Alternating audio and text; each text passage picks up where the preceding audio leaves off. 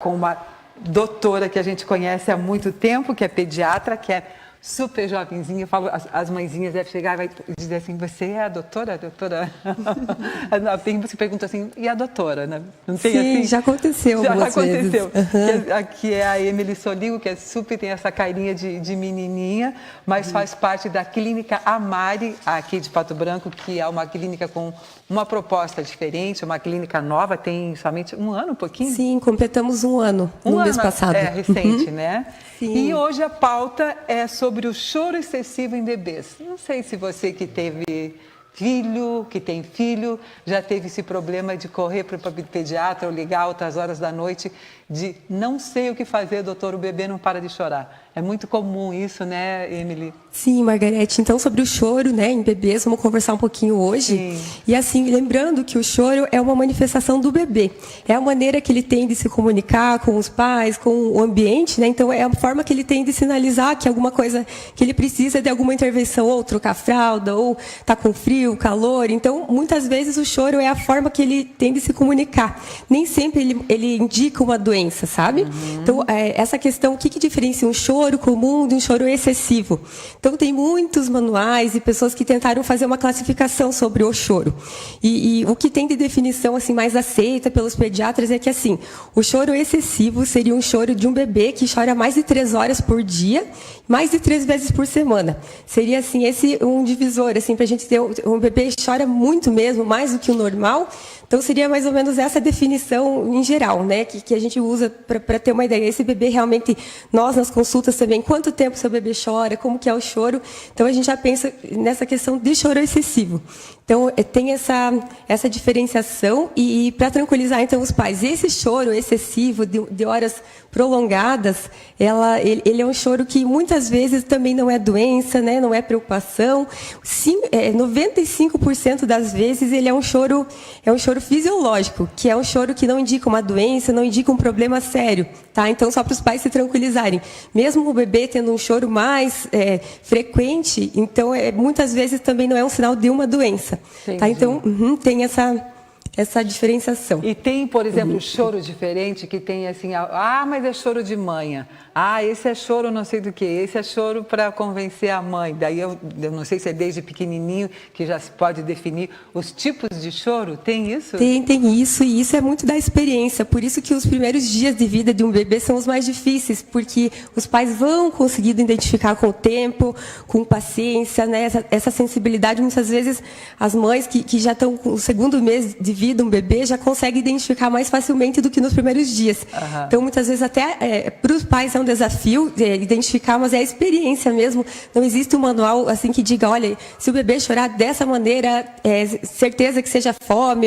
Então, é muito assim de identificar e realmente, geralmente os pais têm esse potencial de desenvolver essa sensibilidade, de descobrir esse choro de um jeito, esse choro indica uma situação, passou muito tempo sem se alimentar, agora é uma má, agora pode ser a fralda, pode ser o frio, o calor. Então, tem todos esses checklists assim, para sempre serem feitos no bebê. E vai da sensibilidade do pai e da mãe. Às vezes a mãe acalma mais rápido, ou o pai. E assim, existem técnicas e algumas maneiras de se acalmar um choro, porque hoje existe até vídeo, né? Não faz assim, põe de ponta cabeça, vira não sei de como, o bebê para de chorar. Né? Existe, assim, muitas vezes o bebê busca acolhimento nesses choros também. Entendi. Então, assim, tem algumas maneiras de se acolher o bebê que vai fazer pausar o choro mais frequentemente. Muitos choros são só esse busca de acolhimento mesmo.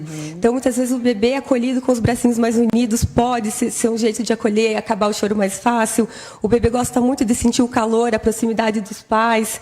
Então, assim, tem várias técnicas, né?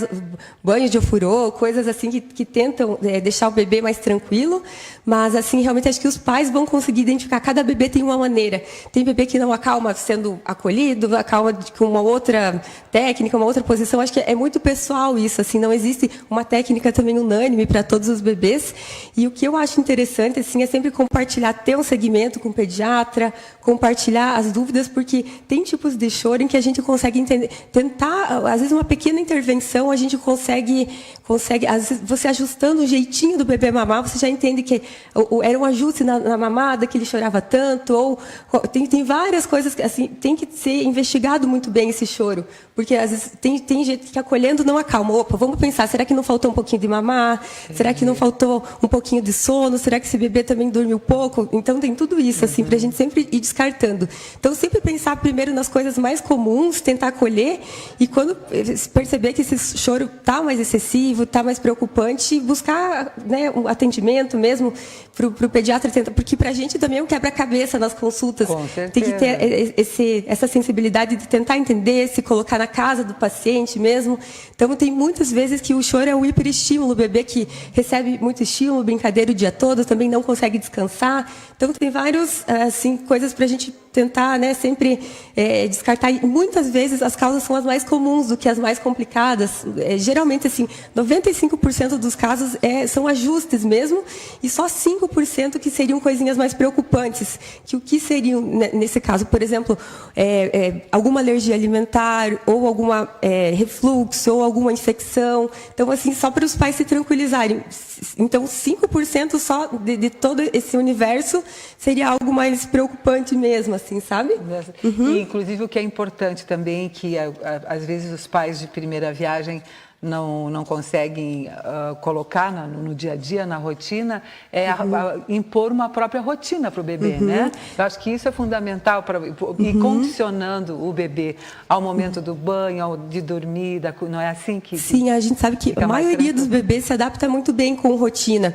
E é uma rotina que, com o tempo, pode ser estabelecida. Os bebês, a partir de 1 mês e meio, 2 meses, já têm a capacidade de estabelecer uma rotina. Não podemos cobrar muito cedo deles mas tem bebê que já começa a entrar no mesmo horário que acorda para mamar, ou no mesmo horário, né? Então tem bebês, muitos deles se adaptam bem à rotina, e ela pode ser sim uma alternativa, tentar instituir uma rotina como uma tentativa de melhora também de crise de choro, desse cansaço de bebê, sabe? Então é uma coisa que pra gente sempre que pode ser orientada também pelo pediatra, a rotina pode ajudar muito nesse aspecto.